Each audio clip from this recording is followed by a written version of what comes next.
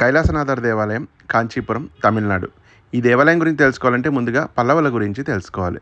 పల్లవులు దక్షిణ భారతదేశంలో కంచిని ప్రధాన కేంద్రంగా చేసుకుని సామాన్య శకం 5 నుంచి 8 వరకు సుమారు 300 ఏళ్ళు పరిపాలించిన రాజవంశం. వీరి మొదటి రాజధాని పల్లవరం, అనంతరం దాన్ని కంచీపురానికి తరలించి కంచిని కేంద్రంగా చేసుకుని తమిళనాడు మరియు ఆంధ్రప్రదేశ్, కర్ణాటకలోని కొన్ని ప్రాంతాలని పరిపాలించారు.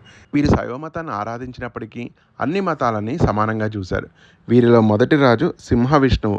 పల్లవులు దక్షిణ భారత్లో అనేక దేవాలయాల నిర్మాణానికి శ్రీకారం చుట్టారు. వీరిలో గొప్ప రాజు మహేంద్రవర్మ. ఈయన సామాన్య శకం 600 నుంచి 630 వరకు పరిపాలించి అనేక దేవాలయాల్ని నిర్మించారు. తదనంతరం ఆయన కొడుకు నరసింహవర్మ ఒకటి. పల్లవుల్లోనే గొప్ప రాజు. ఈయన కాలంలోనే మహాబలిపురం నిర్మాణం అయింది.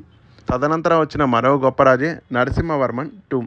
ఈయన కాలంలోనే నిర్మించిన ఒక అద్భుతమైన నిర్మాణం ఈరోజు మనం చూడబోతున్న కైలాసనాథర్ దేవాలయం, కంచి.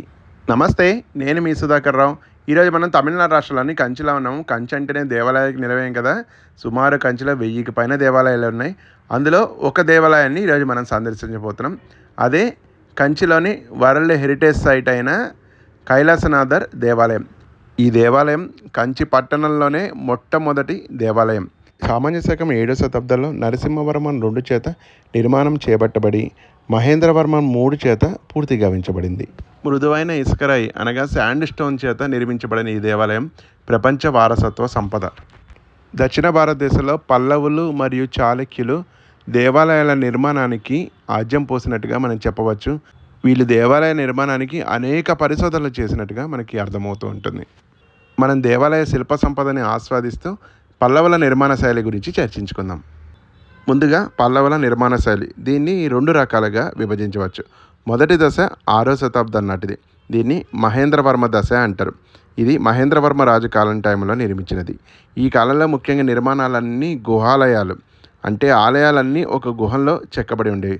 ఉదాహరణకి మహాబలిపురం, పల్లవరం వంటి దేవాలయాలు. ఇక తర్వాత దశ సామాన్య శకం 690 నుంచి 900 మధ్యకు. దీన్నే రాజసింహ లేదా నందివర్మ దశ అంటారు. ఇందులోని ఆలయాలు గుహల మాదిరిగా కాకుండా ఏకరాతి శిల్పాలతో ప్రత్యేకంగా దేవాలయాల నిర్మాణం జరిగింది. వాటికి ఉదాహరణే ప్రస్తుతం మనం చూస్తున్న ఈ కైలాసనాథర్ దేవాలయం. భారతదేశంలో ఏ దేవాలయంలో అయినా సింహభుజాలు ఉన్నాయంటే అవి పల్లవ నిర్మాణ శైలిగా చెప్పవచ్చు. సింహభుజాలు అంటే స్తంభాలుండి స్తంభాల కింద సింహం ఆకారం మనకి కనిపిస్తుండం. ఇక్కడ మీకు క్లియర్గా అబ్జర్వ్ చేయొచ్చు. స్తంభాల కింద సింహ ఆకారం, దీన్నే సింహభుజాలు అంటారు. ఇది కేవలం పల్లవులు మాత్రమే నిర్మించిన నిర్మాణ శైలి.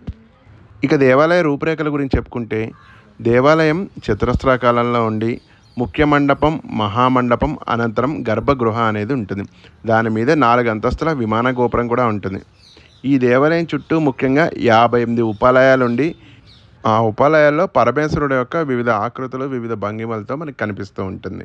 1300 సంవత్సరాల క్రితం నిర్మించిన ఈ దేవాలయం ఎన్నో దాడులను ఎదుర్కొన్నప్పటికీ ఇప్పటికీ చెక్కు చెదరకుండా ఉండడం విశేషం.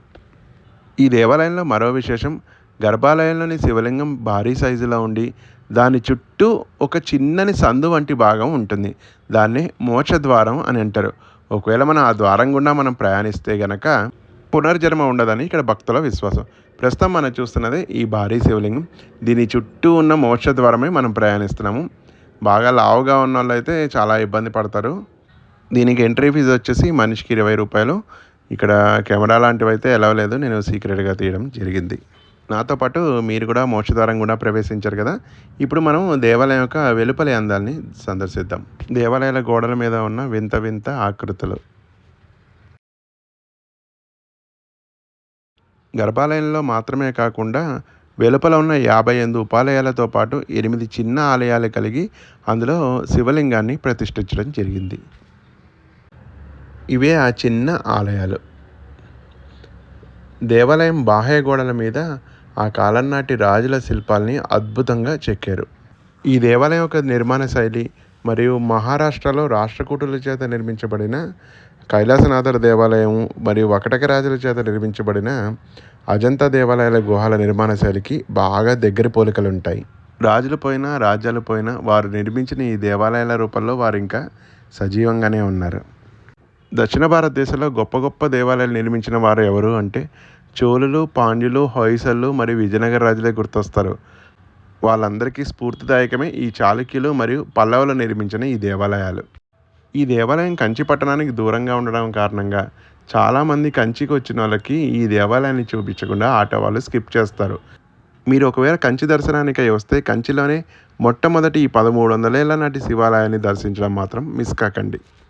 ఈ దేవాలయం చెన్నైకి 75 కిలోమీటర్ల దూరంలోను, మన తిరుపతికి 110 కిలోమీటర్ల దూరంలోను, హైదరాబాద్ నుంచి 700 కిలోమీటర్ల దూరంలోనూ ఉంది. దేవాలయ వేళలు ఉదయం 9 గంటల నుంచి సాయంత్రం 5 గంటల వరకు. ఈ వీడియో మీ అందరికీ నచ్చిందని భావిస్తూ భారత సాంప్రదాయాలు వర్ధిల్లాలి.